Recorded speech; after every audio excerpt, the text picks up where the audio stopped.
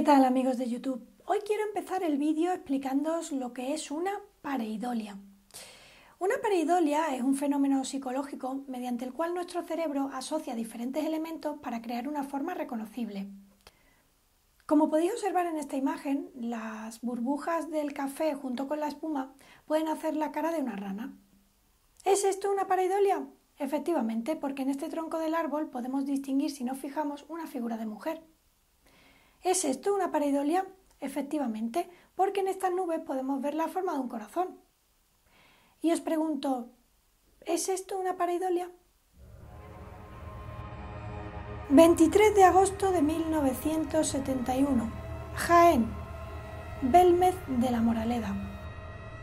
Una mujer, María, está cocinando tranquilamente en su chimenea cuando al mirar al suelo descubre que hay unos ojos que la están observando.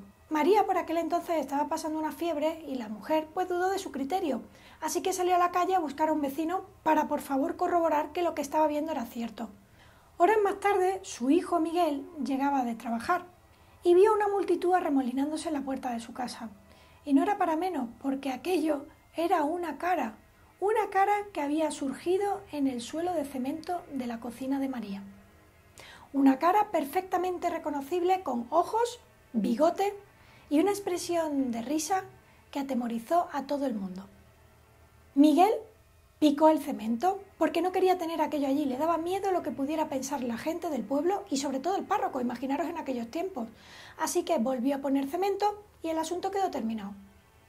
2 semanas más tarde, Miguel volvió a estar con unos amigos cuando miró al suelo y volvió a aparecer la cara. Aquella misma cara con la misma expresión volvió a resurgir en el mismo sitio de la original. Ante la recriminación de algunos vecinos que se quejaron de que querían haber visto la cara y Miguel la había roto, el hombre cogió el cemento, lo barnizó, le puso un cristal y lo empotró en la pared de la cocina para que así cualquiera pudiera acercarse a verlo. El gobierno de la época, la dictadura, mandó a don Germán de Argumosa, un parapsicólogo muy reconocido, a que investigara el fenómeno y pudiera, por fin, afirmar que aquello era un fraude. La sorpresa vendría cuando don Germán de Argumosa quiso hacer una excavación. Encontraron una decena de huesos humanos, que posteriormente el carbono 14 diría que pertenecían al siglo XII. Según los informes, la casa estaba situada en un antiguo cementerio. Una de las decisiones que tomó fue precintar la cocina durante 3 meses. De esto levantó acta el notario de Huelma y se cerró la cocina, nadie podía usarla. A los 3 meses la familia volvió allí y para su sorpresa, donde nadie había entrado, habían aparecido una quincena de rostros más. A las imágenes que comentamos se las denominó teleplastias, que quiere decir pues una imagen formada a través de algún proceso psicológico en un medio que se pueda emulsionar.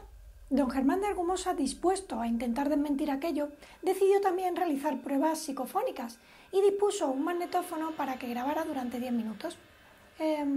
Probablemente, os lo digo con toda sinceridad, esta sea la psicofonía más aterradora que he podido escuchar nunca.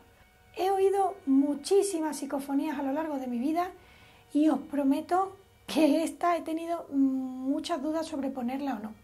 Y es que no, o sea, os digo una cosa, María nunca ha tenido miedo, nunca tuvo miedo durante su vida de lo que estaba pasando en su casa. Imaginaros, os aparece una cara del suelo, sacan huesos, nunca tuvo miedo.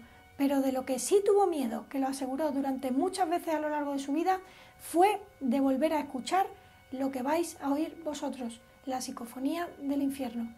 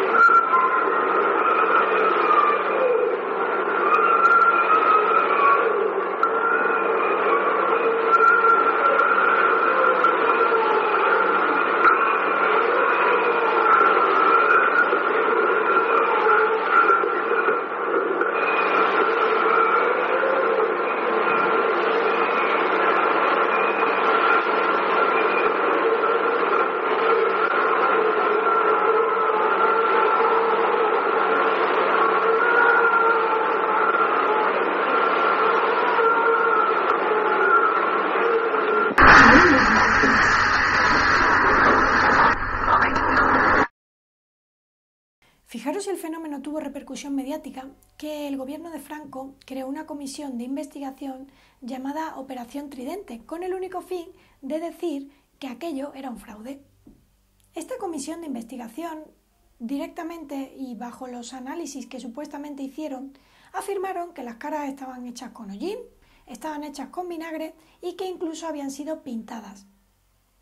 No es de extrañar que dijeran que las caras estaban pintadas, porque se pusieron a analizar la única de ellas que había sido barnizada. Entonces encontraron algunas fibras o algunos trazos de pincel en ella. El CSIC, un organismo bastante respetado en España, demostró que las imágenes no estaban hechas con nitratos de plata, ni con disolventes, ni con vinagre, ni con nada de lo que podían haber dicho estos investigadores de la Operación Tridente. Investigadores como Pedro Amoró, el director de la Sociedad Española de Investigaciones Parapsicológicas, el grupo EPTA o incluso Iker Jiménez se han acercado a Belmez para intentar dar luz a este fenómeno. Iker Jiménez, en uno de sus libros, defiende la teoría de que las personas que aparecen en el suelo, las caras, tienen nombre y que pertenecen a familiares de María que murieron en la Guerra Civil. Es importante destacar que María siempre estuvo en contra de esta teoría y que ella aseguraba que esas caras no eran su familia, a pesar de que, como podéis apreciar en las imágenes, algunas tienen incluso similitudes. He de deciros que esta familia nunca quiso lucrarse del fenómeno. María tenía las puertas de su casa abiertas y la gente le dejaba la voluntad por haber molestado a la señora durante ese rato que iban a visitar las caras. Durante muchos años esto ha estado investigándose, a día de hoy sigue sin resolver. Lo que pasa es que ha habido una especie de boom mediático porque supuestamente han aparecido más caras en la casa donde había nacido María. Ahora entenderéis por qué empecé el vídeo hablando de las pareidolias. Algunas teorías de fraude se basaron en que todo lo que pasó en Belmez era una mala interpretación colectiva de este fenómeno. Pues hasta aquí el vídeo de hoy, un poquito más largo de lo habitual. De todas maneras, si os ha gustado, dadle like y si queréis podéis suscribiros a mi canal. Recordad que la semana que viene volvemos a tener una cita aquí. ¿Dónde? En Archivo del Misterio.